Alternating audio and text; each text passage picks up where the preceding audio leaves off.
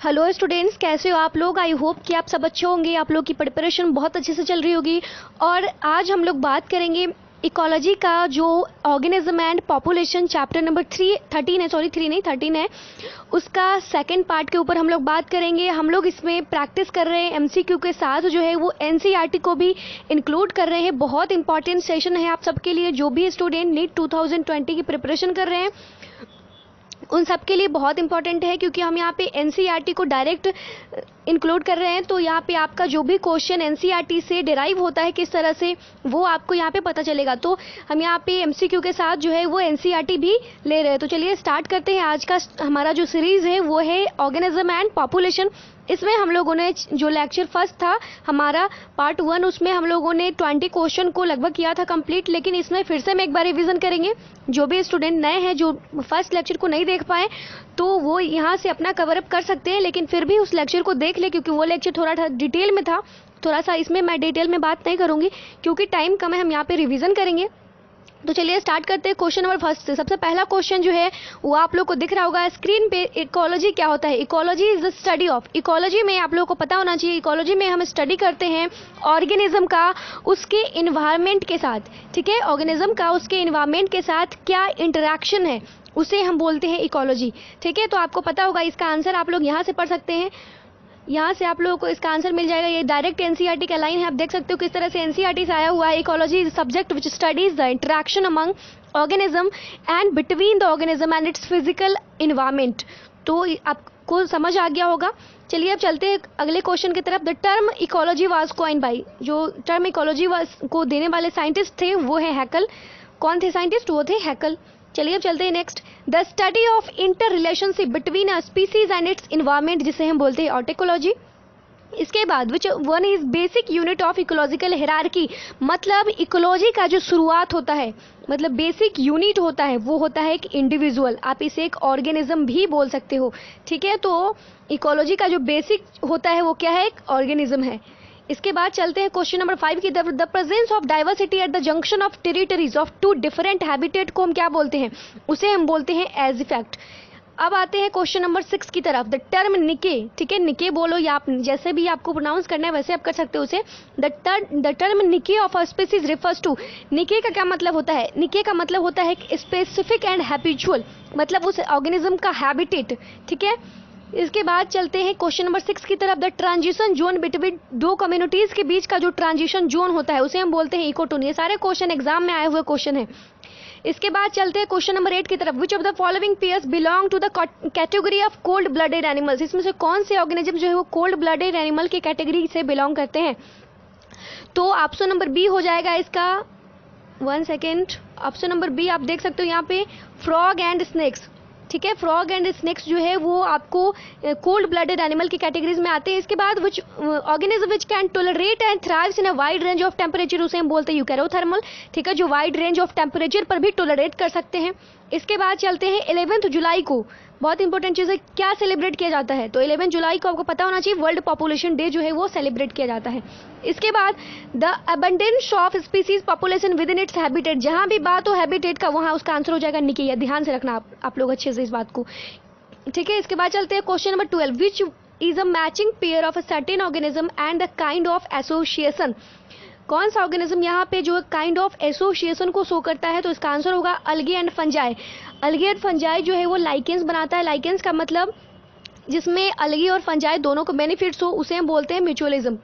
इसके बाद question number 13। Mycorrhiza is, mycorrhiza क्या है? तो माइकोराइजा जो है वो symbiotic association of plant root and certain fungi. इसका आंसर हमने बताया था कि अगर आप लोग को पता है तो आप कमेंट सेक्शन में इसे कमेंट कर सकते हो, लेकिन नहीं पता है तो इसका आंसर आपको मिल गया। ये mycorrhiza is a symbiotic association of plant roots and certain fungi.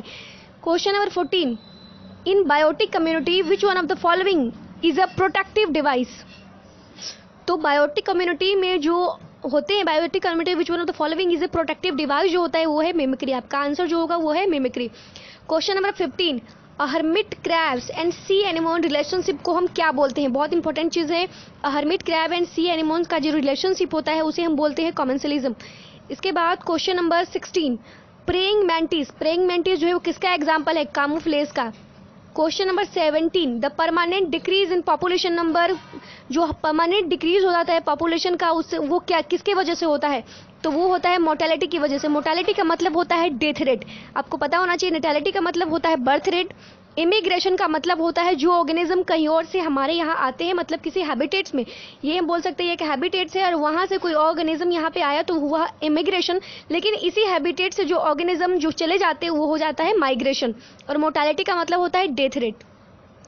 इसके बाद question number 18, if population natality is balance by mortality then there will be, जब पॉपुलेशन नेटेलिटी और पॉपुलेशन मोर्टेलिटी मतलब डेथ रेट और बर्थ रेट दोनों बराबर हो जाए तो वो क्या होता है? उसका जो पॉपुलेशन का ग्रोथ होता है वो क्या होता है?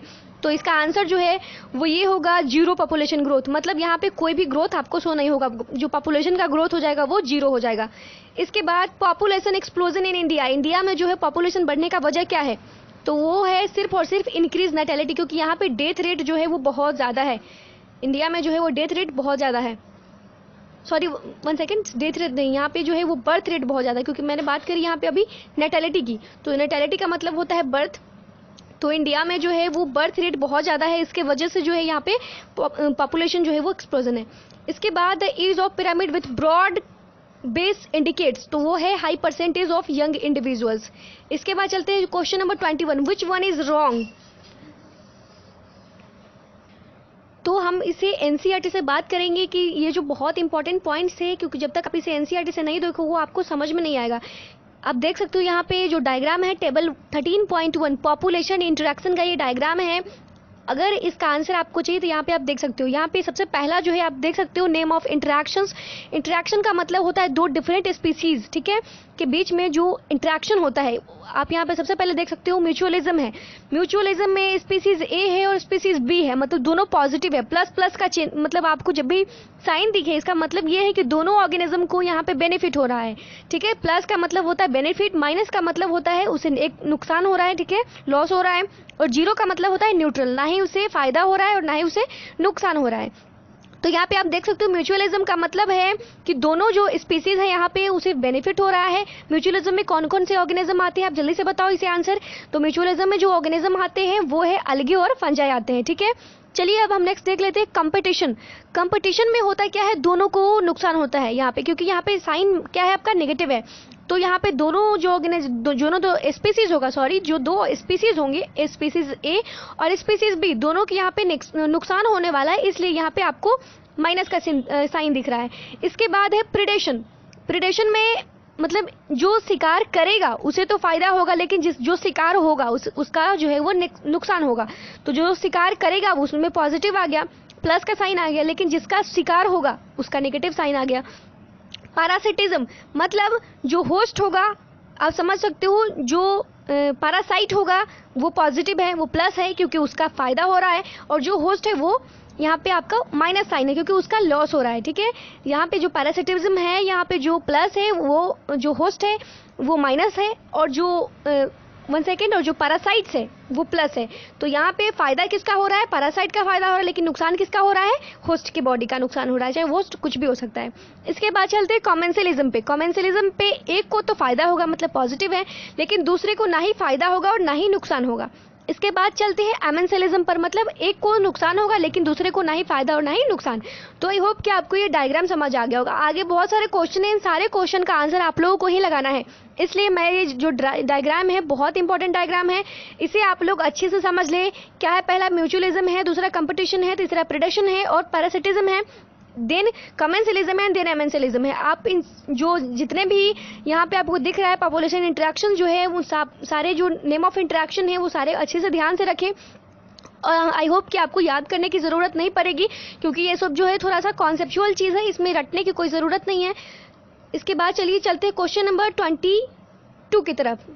1 सेकेंड, हाँ, इसका आंसर आप लोग खुद लगाएंगे क्योंकि मैं अभी बता दी, इसका आंसर आप लोग कमेंट सेक्शन में कमेंट करना है ताकि पता तो चले कि आप लोग कितना पढ़ते हो। इसके बाद चलिए question number 23, a free living nitrogen fixing cyanobacterium which can also form symbiosis association with water फंड एजोलाई। इसका जो आंसर होगा आपको वो है एनाबिना, ठीक है। चलते हैं अब क्वेश्चन नंबर 24 की तरफ, बहुत इंपॉर्टेंट है। विच of the following soil is transported by air, कौन सा सॉइल है जो एयर से ट्रांसपोर्ट किया जाता है, बहुत इंपॉर्टेंट है, इओलियन।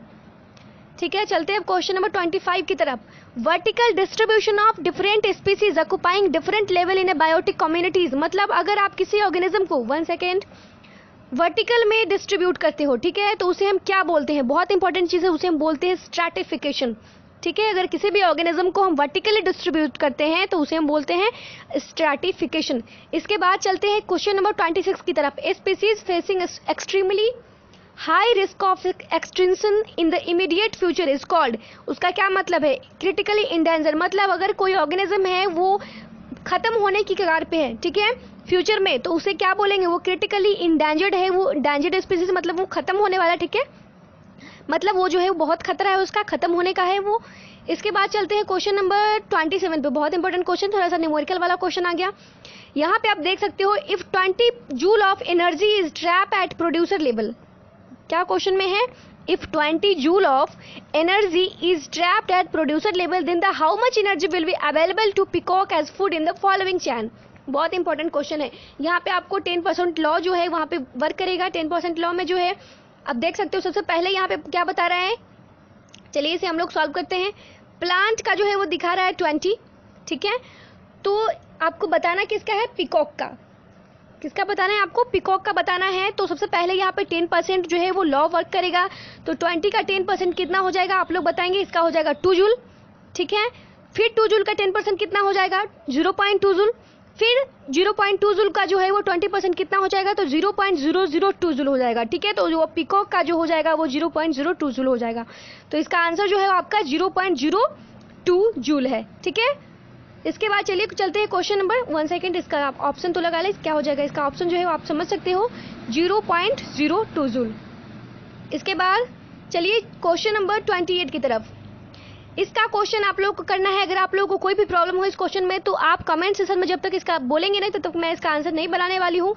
तो आप लोग खुद पहले सॉल्व करें, और अगर नहीं बन रहा है आपसे तो आप कमेंट सेक्शन में कमेंट करके इस क्वेश्चन को बताएं, क्योंकि ये क्वेश्चन एग्जाम का आया हुआ क्वेश्चन है, ठीक है, नीट के एग्जाम का आया हुआ क्वेश्चन है, बहुत इंपॉर्टेंट क्वेश्चन है ये। चलिए अब चलते हैं क्वेश्चन नंबर 29 की तरफ, ठीक है। 29 में है, a sedentary sea anemone get attach to the sea lining hermit crabs the association, उसे हम क्या बोलेंगे, बहुत इंपॉर्टेंट क्वेश्चन है। The sedentary anemone get attach to the sea lining of hermit crab the association is known as, क्या बोलेंगे इसे, जल्दी से आप लोग इसका आंसर सोचो। तो इसका आंसर आप लोग जल्दी से सोचो, इसका आंसर क्या हो सकता है। तो इसका आंसर जो है आपको 4 ऑप्शन है, एक्टोपैरासिटिज्म, सिम्बायोसिस, कमेंसिलिज्म एंड एमेंसिलिज्म। इसका आंसर जो है, सबसे पहले क्वेश्चन क्या है एक बार और देख लेते हैं। A sedentary sea anemone get attach to the shell lining of hermit crab the association is, उसे हम बोलेंगे सिम्बायोसिस, ठीक है। चलिए अब क्वेश्चन नंबर 30 की तरफ। बहुत इंपॉर्टेंट क्वेश्चन है, ये भी एक न्यूमेरिकल टाइप क्वेश्चन है। पहले इसका आंसर जो है आप लोग खुद करेंगे, फिर मैं बताऊंगी। सबसे पहले यहाँ पे क्वेश्चन में बोल क्या रहा है, नेट इंक्रीज इन पॉपुलेशन निकालना है यहाँ पे। चलिए पढ़ते हैं question. A biologist study the population of rat in Burns, he found that the average natality was 250। कितना है नेटेलिटी, मतलब बर्थ कितना हुआ है, 250, ठीक है। नेटेलिटी का मतलब क्या शो करता है, नेटेलिटी का मतलब होता है बर्थ शो करता है, ठीक है। तो बर्थ यहाँ पे कितना हो रहा है आपका, तो बर्थ यहाँ पे आप देख सकते हो 250 है। इसके बाद आप देख सकते हो एवरेज मोर्टेलिटी 240, इमिग्रेशन, ठीक है, इमाइग्रेशन 20 एंड इमाइग्रेशन मतलब होता है जो यहाँ से, अब मैं बता रही हूँ आपको, एक सेकेंड आप समझने की ट्राई करें। यहाँ पे कोई भी हैबिटेट है, ठीक है, यहाँ पे एक पॉपुलेशन की कोई भी स्पीसीज रह रहा है, आप समझ लो डॉग है तो डॉग का पॉपुलेशन है, ठीक है। तो यहाँ से जो है वो कुछ डॉग चला गया तो वो कर गया इमाइग्रेशन, ठीक है। लेकिन फिर कहीं और से कुछ डॉग जो है इस हैबिटेट में आ गया है तो यहाँ पे वो हो जाएगा इमिग्रेशन, मतलब आया है तो इमिग्रेशन और गया तो इमाइग्रेशन, ठीक है। तो आई होप कि आपको समझ आ गया होगा। और नेटेलिटी का मतलब होता है बर्थ रेट और मोर्टेलिटी का मतलब होता है डेथ रेट। चलिए अब हम निकालते हैं यहाँ पे नेट इंक्रीज इन पॉपुलेशन आपको निकालना है। सबसे पहले क्वेश्चन में बोल क्या रहा है, नेटेलिटी, तो सबसे पहले जो नेट इंक्रीज इन पॉपुलेशन का जो फॉर्मूला होता है नेटेलिटी प्लस, हम यहाँ पे निकालेंगे नेटेलिटी प्लस, और यहाँ पे जो आपका इमाइग्रेशन है, ठीक है, और minus mortality plus immigration, 1 second, plus immigration. तो आप यहाँ पे देख सकते हो नेटेलिटी जो है वो आपको 250 है, प्लस इमाइग्रेशन जो है वो आपका कितना है 20 है, माइनस, इसके बाद आप देख सकते हो मोर्टेलिटी जो है वो आपका 240 है, 50 नहीं है, 240 है। 1 सेकेंड, अच्छे से हम लोग यहाँ पे सॉल्व करते हैं। ये रहा आपका 250 मोर्टेलिटी एंड प्लस आप देख सकते हो यहाँ पे इमाइग्रेशन 20 है, माइनस 240 और प्लस 30, ठीक है, इमिग्रेशन। तो आप जो यहाँ पे कैलकुलेट करोगे 250 आप 40 कितना 20 कितना हो जाएगा 250, 1 सेकेंड, 250 है ये, 250 और 20 हो जाएगा 270 और 240 और प्लस 30 हो जाएगा 270। तो यहाँ पे आपका जो आंसर होने वाला है वो है 0, ठीक है। यहाँ पे जो नेट इंक्रीज इन पॉपुलेशन होगा वो यहाँ पे क्या हो जाएगा 0 हो जाएगा। इसके बाद चलते हैं क्वेश्चन नंबर 31 की तरफ। In an ecosystem biotic factor affect the survival of an organism in that ecosystem, ठीक है। तो यहाँ पे होगा competition for food and water, competition for shelter, cooperation to help find food. तो इसका आंसर जो है वो ऑल ऑफ दीज हो जाएगा। इसके बाद चलते हैं क्वेश्चन नंबर 32 की तरफ। अब देख सकते हो plant succession occurring in Sandy areas, ठीक है, plant succession occurring in Sandy areas, इसका आंसर क्या हो जाएगा। तो यहाँ पे आपको 4 ऑप्शन है, सेरोसोज, हेलोसोर, सेरोसेयर, ठीक है, हेलोसेयर, सैमोसेयर एंड हाइसेयर। चलिए इसका आंसर आप लोग सोचिए क्या हो जाएगा, इसका आंसर आप लोग बताइए जल्दी से क्या होगा। तो यहाँ पर जो इसका आंसर होगा plant succession occurring in a Sandy area, इसका आंसर होगा जेमोसेयर्स। इसके बाद चलते हैं क्वेश्चन नंबर 33 की तरफ। The maximum amount of water that a soil can hold by capillary action, मतलब मैक्सिमम अमाउंट में वाटर जो सॉइल होल्ड करता है उसे हम क्या बोलते हैं, उसे बोलते हैं field capacity. Question number 34, in ecological succession from pioneer to climax community the biomass shall जो है वो इंक्रीज करेगा, कंटिन्यूसली इंक्रीज ही करता जाएगा। इसके बाद question number 35, insectivorous plants are adapted to soils, insectivorous plants are adapted to soils, इसका answer होगा a, deficient in nitrogenous compounds. इसके बाद क्वेश्चन नंबर 37 जो है asymptote growth, asymptote in a logistic growth curve is obtained, asymptote logistic growth जो है वो कब देखने को मिलता है। तो सबसे पहले असिम्प्टोट ग्रोथ जो है वहाँ पे देखने को मिलेगा जहाँ पे पॉपुलेशन जो है वहाँ का जो हैबिटेट है वहाँ पे रिसोर्स जो है वो लिमिटेड है, वहाँ पे असिम्प्टोट लॉजिस्टिक ग्रोथ देखने को मिलेगा। तो जो इसका आंसर है वो है K = N। इसके बाद चलते question number 38, mycorrhiza are example of, mycorrhiza example है म्यूचुअलिज्म का, क्योंकि यहाँ पे जो है वो अलगी और फंजाई का एसोसिएशन देखने को मिलता है, मतलब इसमें दोनों को बेनिफिट्स होगा। इसके बाद चलते हैं क्वेश्चन नंबर 39 की तरफ। Gauss's principle of competitive exclusion से दैट्स, ये एनसीईआरटी का पॉइंट्स है, ये आप एनसीईआरटी के पॉइंट से देख सकते हो। यहाँ पे जो है इसका आंसर हो जाएगा आपका डी, इसका आंसर जो है 1 सेकेंड, डिफरेंट सोर्सेज, इसका जो आंसर होने वाला है वो है डी। तो आप देख सकते हो एनसीईआरटी से जो इसका आंसर है वो है कॉम्पिटिटिव गॉसेस कॉम्पिटिटिव एक्सक्लूजन, जो प्रिंसिपल है वो आप देख सकते हो यहाँ पे इसका आंसर है, आप यहाँ से आंसर उसका समझ सकते हो। इसके बाद चलते हैं क्वेश्चन नंबर नेक्स्ट में। The principle of competitive exclusion was stated by, तो हमने भी बात करा जो है कि गॉस। इसके बाद चलते हैं question number next, sedentary sea anemone. अब हम चलते हैं क्वेश्चन नंबर 42 की तरफ। Anemone gets attach to the shell lining of hermit crab, जिसे हम बोलते हैं सिम्बायोसिस। इसके बाद चलते हैं क्वेश्चन नंबर 43 की तरफ।